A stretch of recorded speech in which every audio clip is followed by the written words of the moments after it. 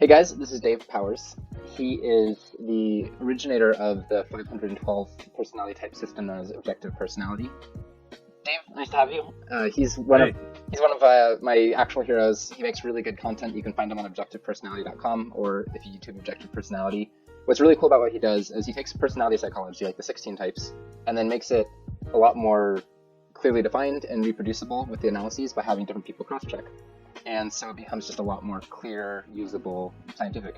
And I find this really useful because it's sort of like the next level of personality psychology, but also the way that he does it, he inspects a lot of life questions, personal growth questions, lessons from other people from a lens of meta information about like what is the lens that you should perceive all this information through, and knowing your own lens, you can perceive it through that as well. So it's kind of like, to me, like the best possible self-help growth type material that there is. So Dave. Oh, thanks, man. So this is our take 3 after internet problems and filming problems. So I'm glad though to get to see you again. Maybe this is just done on purpose to see you hang out. But will you tell us a little bit in your own words about what is objective personality to you, and how is it useful, and and anything else that you want to share off the bat? Yeah, absolutely. So it's exactly kind of what you're saying. It started off just as kind of a personal challenge to see if we could track the objective functions, the Carl Jung 8 functions in any way, shape, or form. Something we didn't take super seriously in the first few years.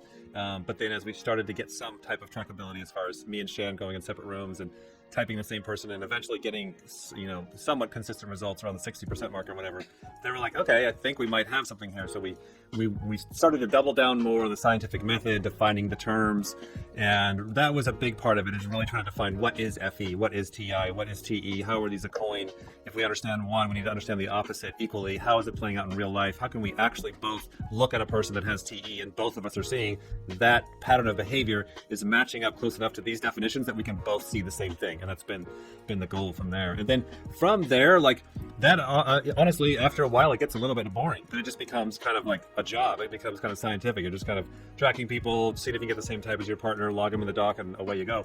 And so kind of in the meantime, it's evolved into a personal growth thing, because it's like, once I started to see, this happens for a lot of people, about 7 different people of my exact same type, they have the same fears, the same patterns, a lot of the same characteristics.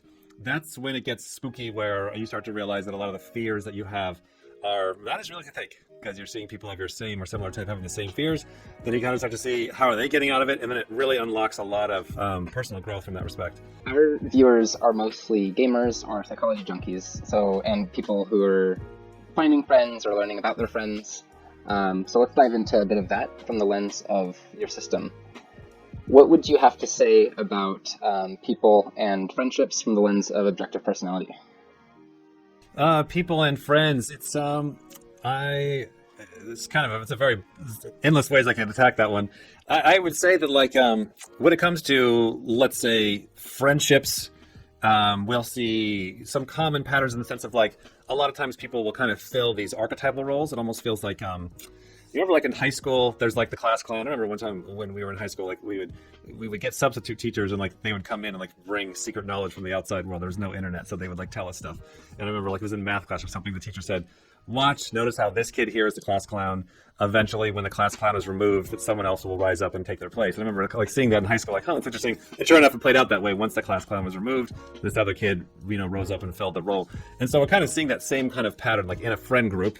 We all will kind of play a different archetype. Maybe you're playing the clown, maybe you're playing the planner, maybe you're playing the leader, maybe you're playing the dope, maybe you're the person in need, maybe you're the one helping people in need. Now, we'll kind of gravitate towards our set personality type. We'll kind of be like, oh, I usually want to be the one that's helping everybody because I have savior FE or TE, and that's just kind of natural. But that's not always the case. If you find yourself in a friend group where that role is already filled, then you might be, An easy example I can think of is, let's say that the group of friends like gets trashed all the time, wasted, they're all blacking out, and it's like a problem. Eventually, one of them's going to be the first one to be like, hey guys, like, maybe we should like not drink so much. Right. And then if you remove that one, then somebody else is eventually going to say that. Yeah. So even though they're all irresponsible and reckless, like one of them is going to be the controller at some point. Right, yeah, totally. And that's what we're seeing more and more, like as we're studying friend groups or tribes of people. it quickly goes beyond the personality type and goes more towards what role are you filling in that friend group. And so there's that whole kind of dynamic too, and we'll see common things like, yes, opposites will tend to attract, and then oftentimes the similarities that you have will be the buddy factor. Like I remember when I was in the RC airplanes, there was guys that I was close with were very similar to me, other IJs that were trying to tinker with it and make it work, and we could share, okay, what's working for you, how do you solve that. And you would get kind of a good buddy factor, but then we do tend to see that there is the generalization of you are attracted to your opposites, whether that's sexual as well as friends. The IJ needs a good EP friend. Yeah, but a friend group can have multiple components. You don't need the exact opposite. Right.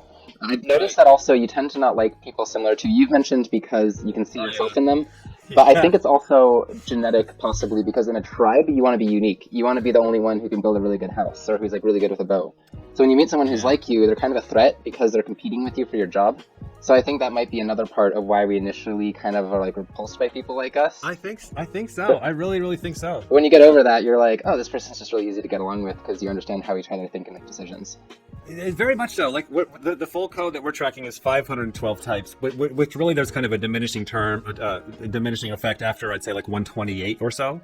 And so I would say that there's about 128 roles in the tribe, which is consistent with evolutionary psychology of a tribe of about 150. That's exactly what we're kind of seeing in the code. So it's like, it does seem to be, it's like, say my type, it's like, okay, we need that selfish IJ know-it-all spot that goes here because they're really good in this sector. And then once that role is filled, then we don't need a tribe member for that, which makes sense why tribes would stay around 150, because it's like, once you start getting 500 people or so, you're now doubling up, competing for, no, I want to make the baskets. No, I want to make the baskets. Yeah. So viewers, if you have a group of friends, don't just try to look for people like you. See if there's other kinds of roles that naturally get filled. And if somebody tries to join the group who's like you, don't let them. Yeah. Or you're going to get kicked out of the group. Yeah. And then what would you say about a best friend? Is that similar to like a partner? For example, usually kind of like yourself upside down and then offset seems like a good match, but is that what you want in a best friend necessarily? I don't know enough. I don't know enough on that. Like, I am sure that with the data that we have, if we were to spend some time really diving into people's lives and figuring out what type they are, then figuring out who would you define as a best friend, and then figuring out what types they are, I'm sure we would see some type of consistent patterns there. I just don't know enough about that. I would just say with relationships, like marriage relationships, that's the one area of relationships that we have been kind of focusing on the most. And that tends to be like you'll get it. There does seem to be a natural chemistry that's got to be there, where there's a good balance of opposites and a good balance of similarities. Like the way I describe it with me and Shan is like, you need the opposite, so you have that sexual attraction. But then it's like, what do you do for the car ride? When you're driving to LA, and it's a 1,000-mile drive, what are you doing during that long car ride where you have the buddy factor? For Shan and I, it's TE. That's the function that we love to talk things out, etc. But then, more than that, you've also got to have like the common values in life, the common goals in life, the common priorities, because then you're viewing that other person as an asset and an ally on your greater journey in life. You're seeing that, oh, they have the same functions as me here, I could double up, that's great, or they have an opposite, so that may be annoying on how they communicate, but they're help covering blind spots. I have read before that common values are the most important thing for any interpersonal relationship. So for GameTree viewers or people watching this, if you've downloaded the GameTree app, or if you haven't, you can search people by personality types, but you can also take a personal values test, and then that gets you prioritization to match people who have similar values to you as well. Yeah. So that creates a foundation for a friendship, and also I think that having a common activity is usually pretty important, something to do together. And games are good because you have an excuse to hang out, play, have emotional experiences, interact. So what are the switching tracks here? One of the biggest takeaways that I've gotten from your work is related to the hero's journey, and how it's basically a story of us going out in the world because of a problem, and then realizing that we kind of created the problem. Like if, for example, maybe it's drinking too much and not having enough self-control, so control is the enemy, and then you realize you have to become control in order to grow as a person, go back to normal life, and then everything's better. But having the function map makes it really interesting because it gives you a map of your own personal development and how when we're young we just use our first couple of functions and then it kind of grows. Will you elaborate a little bit on that, and also if you want to share anything else that you think are some of the biggest takeaways for the viewers? Yeah, when it comes to like hero's journey, or which is like played out in the movies and stuff, and in real life it seems to be much more practical and boring, where it's really honestly it seems to be just like becoming the adult becoming the responsible one, becoming the grumpy one that's like, all right, let's do what needs to be done. No, of course I don't want to do it, but let's do it. You're becoming eventually that person that is being driven more towards meaning and getting it done and taking care of what's needed, and almost a little bit of healthy fear of like knowing if I don't do this, there's going to be consequences later, because I've lived my earlier life knowing that if I ignore these parts of reality, I get a tidal wave later, you know. So it's not as fun, it's not as yippee skivvy as we and it's not just one journey, but it's many journeys, or most of them fail. It really is. It feels honestly like a percentage thing. It feels like over time, the more a person is feeling less stuck. And so it's like right away we're seeing when you're 12 years old, you do not feel stuck in your saviors. Period. Nobody does. Because that is the one area. Those are the little crab with the big arm, little arm. It's like that's the one thing. Well, I can open the bottle cap here because I got these two saviors. Like that's the one thing you can do that your naturally growth mindset. You get the first two for free. So when there's problems, when there's stress in your saviors, you'll put in the 10,000 hours to overcome it. No big deal. You don't feel stuck. But then it's like in your demons and or everything else in life, that's where there's just like a spectrum of like this feeling of stuckness. You know, like that's like right. A big part is victim mentality and not being a victim. Yeah. Because if you're not responsible for going on the journey, then you're never going to grow and the problems aren't going to fix themselves. And you could just be lame your whole life and it's super toxic, or just take responsibility, even if you have things that you can blame, and then go out and like kick your own ass while kicking the world's ass, and then come back and sleep. Right. It helps tremendously to know the chances of where you are probably going to feel like a victim, and then knowing that that's normal for your type and or other people of your same or similar type, that helps take a lot of the guilt. It takes the monster. This is what we're seeing with people when we tell them like, oh yeah, you're this type, and by the way, everybody of your type struggles with the same thing. I'm included in there. I struggle with the same thing. Like, wait, really? Like, this is normal? You also were frustrated and scared by this silly thing that you can't tell anybody about? Like, yep, me too. And that like gives them a lot of release that it's no longer this weird monster problem that's wrong with them. It's just like kind of a normal problem in their area. And that really seems to help a lot, because it's like, say I'm trying to solve something that I feel has power over me, like the editing software, right? My worst nightmare is the chaos of the physical things, and something like editing software. It's like has all my footage and it's threatening to delete it, and I can never get it back. You know, these are my kinds of fears. And so it's like, if I don't really know that it's normal for my type, I'm in a lot of fear. Once I know it's normal, then it's like I'm gonna have those feelings of powerlessness and victim energy. But if I know, the answer is SE and TE as well, that if I do my research and if I ask the tribe, I can solve this. Now, that may take somebody 20 years to try and connect the tool. Like, we are seeing that people can have very good intentions of like, I don't want to be a victim, I don't want to be under this anymore, but then they just, with all perfect intentions, keep grabbing for the wrong tool, because you accidentally grab for your saviors, thinking you're grabbing for your demons, but you're just overworking your saviors to compensate for your demons, which you think you're solving the problem, but makes it worse.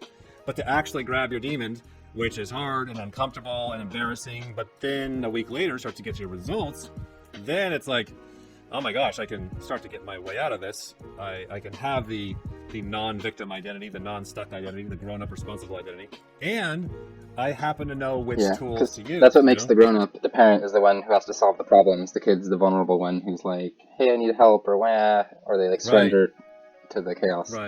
Right, you know, like exactly. You know, like in the movies, like I love the Thor movie with Avengers, the original Thor one. I'm not a big Thor fan, but like the way that movie played out was so good. It's like it's this conundrum of is he the hero because he has the hammer? Is he the hero without the hammer? There's this thing of like the hero has to have the tool. Like that's something that's always in mythology. Is the hero's got the sword, the hammer, the shield, the magic thing. There's always some tool that the alpha, the hero has, or a set of tools. Now, what we all do as kids is like, okay, so what software do you have? You're an alpha in video editing. You have that software. You have that Thor hammer. I'm going to just steal that. I'm going to grab a shortcut. I'm going to have somebody else do it. And then now I'm an alpha. It's like, no, that's not how it works. Just because you stole Thor's hammer doesn't make you the hero. But as a hero, you also need a hammer. What I'm saying, like trying to put that analogy together, is like the grown-up does have to have access to a tool set that the average person doesn't have access to, because the grown-up can't just solve it with their saviors. They need their demons, they need their saviors, they need a team, they need other people, they need systems, they need to draw upon. Saviors are the first two functions, demons being the second two. Pretty much, yeah. Or a person's preferred two functions. Could be and for the people who just know the 4 letters, you can kind of Google the functions and see what the letters actually transcribe to, if you want to go deeper into that. Yeah. I'll do a little just run through of the kinds of things that are in your system, and then do you want to pick any closing remarks and maybe tell a little bit about what's next for objective personality and how people Sure. can get involved?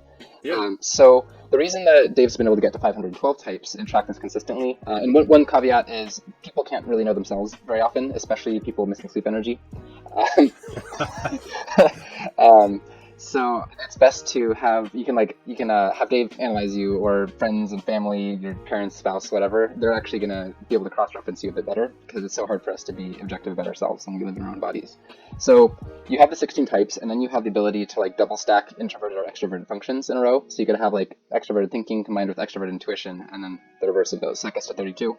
Then you have animals, which are different kinds of wirings of those together that create different kinds of energies. So there's play, for example, when you have two extroverted functions talking to each other and it's really interactive. Then you have sleep, which is more like thinking, processing, organizing. And then that's like an internal function. And then you have consume, taking outside for the self, and blast, taking what's known and projecting it out to the tribe. So different people have different preferences for those as well. So you can get, like, for example, me, who's an ISTP, who's a bit more on the extroverted side, even though I'm an ISTP. Same with Dave, who's leads sleep energy, but actually then swings up into extroversion because of his animals.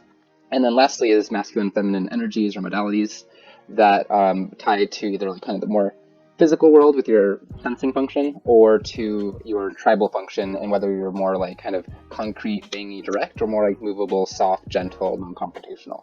So essentially when you start puzzling all these together, you get to 512, and you even find that people who are the similar types actually look similar. They have similar features, head shapes, eyes, coloring, even like disorders and tastes and things like that. Yeah. Yeah, absolutely. Yeah, it does seem to be like a genetic factor to it. It does lay out in the exact kind of layout that the genetic code lays out. We Google search the image genetic code or whatever. There's a 64, 4x4x4 or whatever. Mm-hmm. It's the same Punnett square layout, being consumed last. I like researched it after we got it all figured out. I put on that first. I kind of saved myself a couple of years. But yeah, it does seem to follow some kind of genetic unfolding. And it's all just, there's not, like, yes, there's 512 types, but the way that we look at it is there's a series of binary coins. We're just looking at, is it thinking dominant or feeling dominant? Is that a savior or a demon? Is that introverted, extroverted? And so we're just going down all these coins, blast over consume. It's like a Rubik's Cube. You don't have to know 512 types. You just have to know how to solve a Rubik's Cube, and then you kind of figure it out. Yeah, so it's a bunch of little binary coins, and when Shannon and I are typing people, it's like, okay, I saw these series of coins, she saw these, and there's a lot of overlap, so it's done very simply, a coin at a time all the way down, then adds up to this amazing 512. The biggest takeaway I could say for the average person, unless like you're going down the world of a lot of psychology and like, beware of like untangling this whole cauldron genetic mess that we're getting ourselves into here. But like the Tony Robbins human needs, at the end of the day, that's the 90-10. That's the cutoff of like, oh my gosh, the most useful thing, because that's one way that we're able to Glad you're sharing this.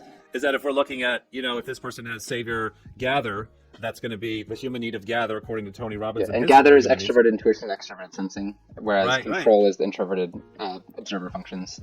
Right, because that's how we started to do this, is we started to see that there was cross-checks or overlaps, that Tony Robbins' 4 human needs overlap with Carl Jung's.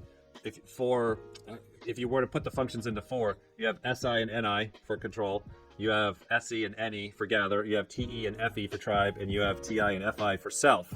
So when you put those 4 together, they overlap perfectly with the Tony Robbins human needs. So again, you have Carl Jung and Tony Robbins looking at these patterns, and so for us, control, like, chaos, self, and tribe.